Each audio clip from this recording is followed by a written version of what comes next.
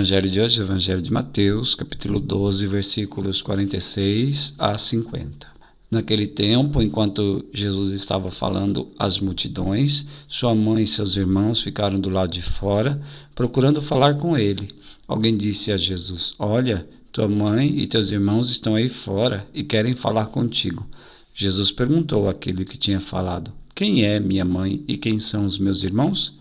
E estendendo a mão para os discípulos, Jesus disse: "Eis minha mãe e meus irmãos, pois todo aquele que faz a vontade do meu Pai que está nos céus, esse é meu irmão, minha irmã e minha mãe." Palavra da salvação. Comentário ao Evangelho. Alguém disse a Jesus: "Olha, tua mãe e teus irmãos estão aí fora e querem falar contigo." Olhando esse versículo bíblico, nós nos perguntamos sobre os irmãos de Jesus. Quem são? O que a Bíblia quer dizer quando fala que os irmãos de Jesus estão aí fora e querem falar contigo? A igreja sempre confessou a virgindade de Maria, a mãe de Jesus. Ela confessa a virgindade real e perpétua de Maria, ou seja, perpétua no sentido de que é para sempre, desde antes de conceber, durante o parto do menino Jesus e após o parto de Jesus. Maria permanece realmente e perpetuamente virgem. E a igreja ensina, com efeito, o nascimento de Cristo não lhe diminuiu, mas sagrou a integridade virginal de sua mãe.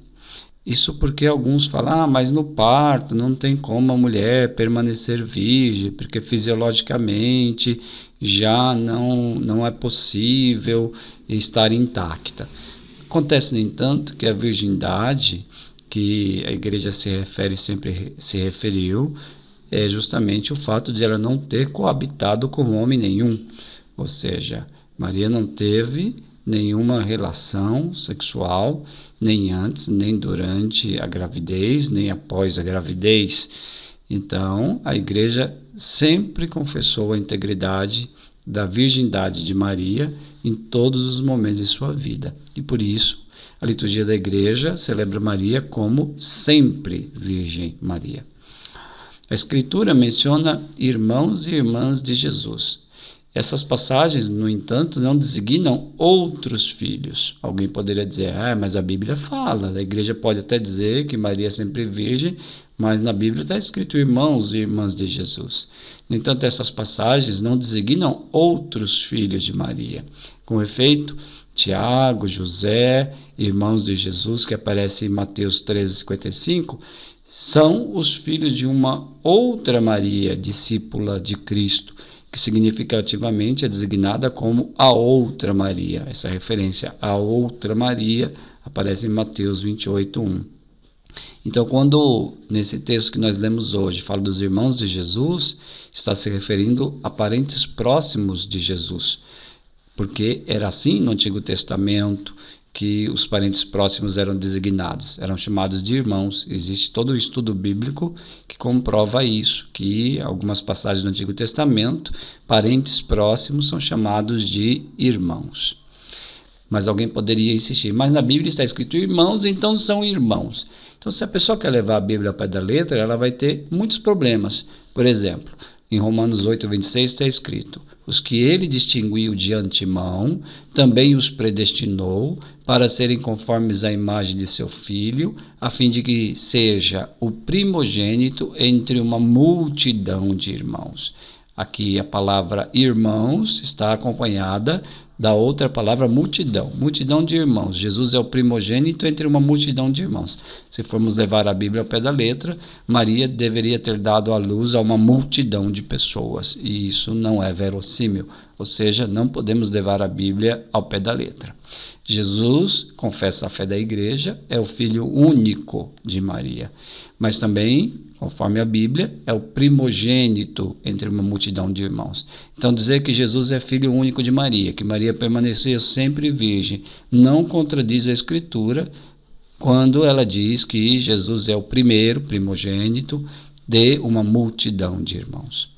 Ao assumirmos que somos discípulos de Jesus, passamos a constituir a família de Jesus. Então, pensando nessa multidão de irmãos, nós precisamos pensar no sentido espiritual da Escritura. Existe uma multidão de irmãos. Então, nós fazemos parte desta multidão de irmãos. Nós somos esses que compõem essa multidão de irmãos. E quando nós nos tornamos parte dessa multidão? Quando nós nos tornamos discípulos de Jesus. Ou seja, nós passamos a constituir a família de Jesus. Tornar-se discípulo de Jesus, como é possível fazer parte dessa família? Tornar-se discípulo de Jesus é aceitar o convite de pertencer à família de Deus, de viver conforme a sua maneira de viver. Aquele que fizer a vontade de meu Pai que está nos céus, esse é meu irmão, irmã e mãe. Então, basta que façamos a vontade do Pai dos céus, que nós faremos parte da família de Jesus. Nós teremos irmãos, irmãs e, para quem é mulher, mãe de Jesus, né? Interessante pensar nesse trecho bíblico, né? Porque aqui não pode ser levado ao pé da letra a posição familiar, irmão, irmã e mãe, e sim membro da família. É isso que o texto quer dizer. Então basta fazer a vontade do Pai que está nos céus, que nós nos tornamos membros dessa multidão, dessa família de Jesus.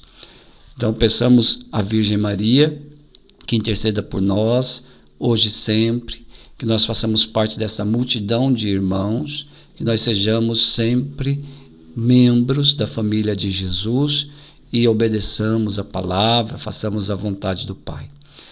Rogai por nós, Santa Mãe de Deus, para que sejamos dignos das promessas de Cristo. Amém.